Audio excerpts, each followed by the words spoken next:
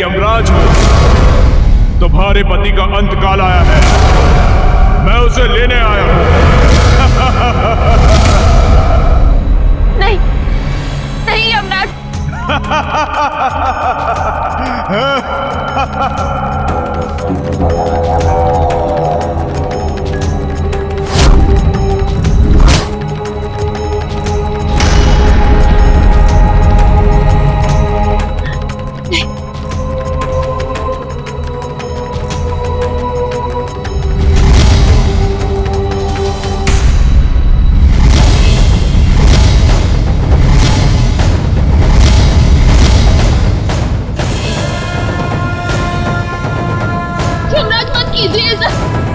रुक जाइए, मत कीजिए ऐसा।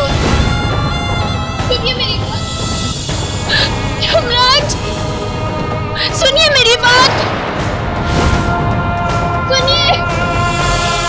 यमराज रुकिए। तुम कहाँ आ रही हो? जहाँ मेरे पति वहाँ मैं। नहीं, तुम्हारा अंतकाल अभी नहीं आया।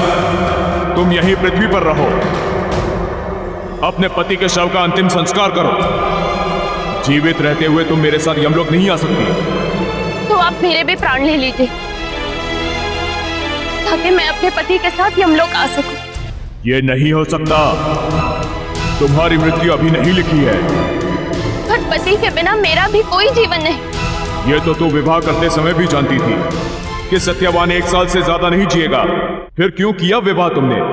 अगर एक बुरे इंसान के साथ 100 साल और एक अच्छे इंसान के साथ 1 साल में से चुनना हो तो आप किसको चुनेंगे? निस्संदेह अच्छे व्यक्ति के साथ 1 साल। मैंने भी वही किया और ये बात आप भी जानते हैं कि मेरे पति से अच्छा व्यक्ति कोई हो ही नहीं सकता। सही कह रही हो तुम। सत्यवान एक अच्छा इंसान था, एक अच्छा बेटा था, एक अच्छा पति था, लेकिन नियति के लिखे को मैं भी नहीं डाल सकता हूं। ऐसा करो, तुम अपने पति के प्राणों के बदले में मुझसे एक वरदान मांगो।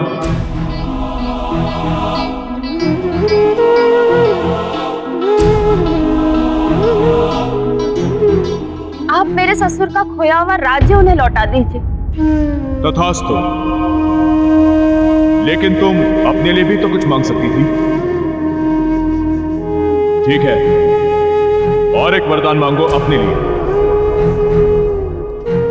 मैं जो चाहती हूँ वो आपने मांगने से मना कर दिया। अगर आप और एक वरदान दे रहे हैं तो आप मेरे ससुर जी को उनकी आंखों की रोशनी लौटा दीजिए। वो अंधे, इस अंधेपन के साथ वो अपना साम्राज्य कैसे संभालेंगे? बस जाओ, तुम्हारे ससुर को नेत्र दान देता हूं मैं। जाओ।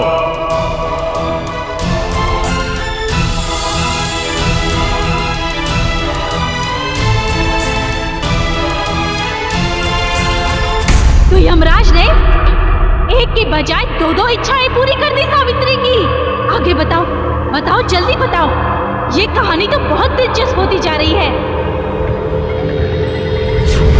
अब तुम जाओ सावित्री, यमलोक का द्वार समीप है, तुम यमलोक में नहीं आ सकती।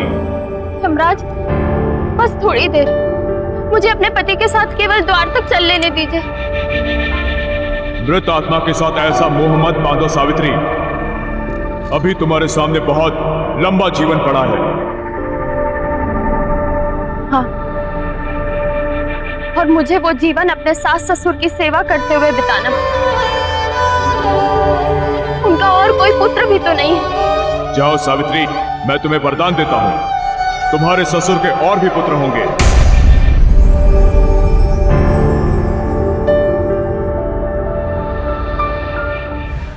मुझे जल्दी बता आगे क्या हुआ। सूरज ढलने से पहले मुझे 1000वें मनुष्य को खाना है। यमलोक का द्वार अब दिखाई देने लगा था। सावित्री, मैं तुम्हें बहुत वरदान दे चुका हूं क्योंकि तुम्हारा पुण्य और सतीत्व महान है, लेकिन कोई भी जीवित मनुष्य यमलोक के द्वार को पार नहीं कर सकता। आपने मुझे 3 वरदान दिए, इसमें से मैं अपने आप के लिए कुछ नहीं मांग पाई, सिर्फ इस आस में कि मुझे मेरा पति वापस मिल जाएगा। और अब आप कह रहे हैं कि मैं इस द्वार के अंदर नहीं आ सकती, तो मैं क्या करूं अपने जीवन का? अरे तो तुम कुछ ऐसा मांगो जिससे तुम अपना जीवन अच्छी तरह से बिता सको। लेकिन याद रखना, तुम सत्यवान का जीवन नहीं मांग सकती।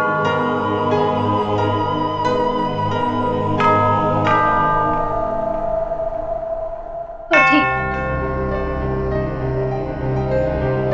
मेरी इच्छा यह है कि रुक क्यों गई तू? सूरज ढलने वाला है, मैं भूख नहीं लगी। तुम्हारी कहानी अभी और लंबी चलेगी क्या?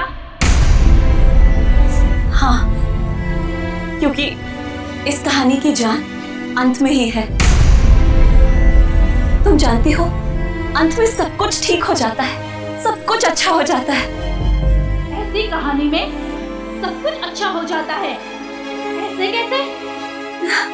वो जानने के लिए तुम्हें कहानी अंत तक सुननी पड़ेगी, पर सूरज ढलने वाला है, शायद तुम्हें भूख लगी। हाँ, हाँ भूख तो लगी है और सूर्यास्त भी होने वाला है। अब मुझे तुम्हें खाना पड़ेगा।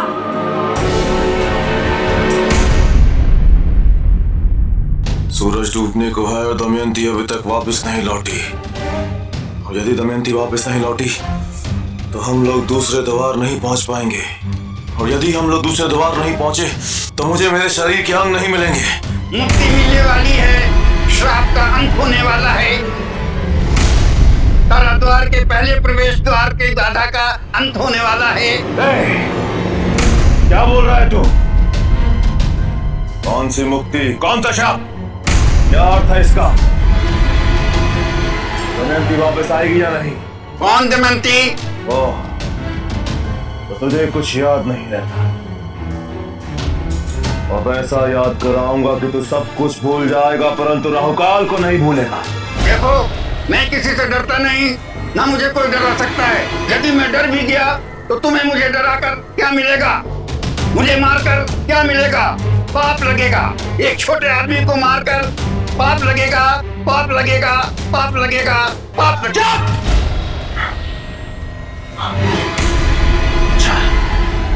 मैं तुझे नहीं मारूंगा, परंतु मुझे ये बता कि कौन सी मुक्ति, कौन सा श्राप, क्या अर्थ है इसका?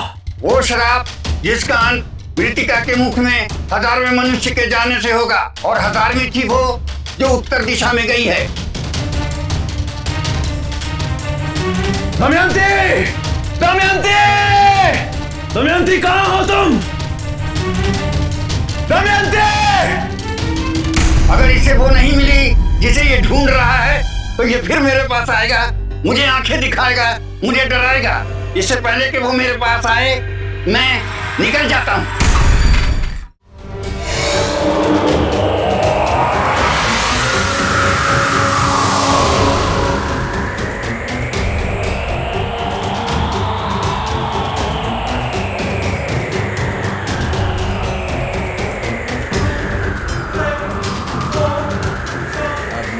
इसे खा जाएगी और उसे खाते ही हम श्राप मुक्त हो जाएंगे।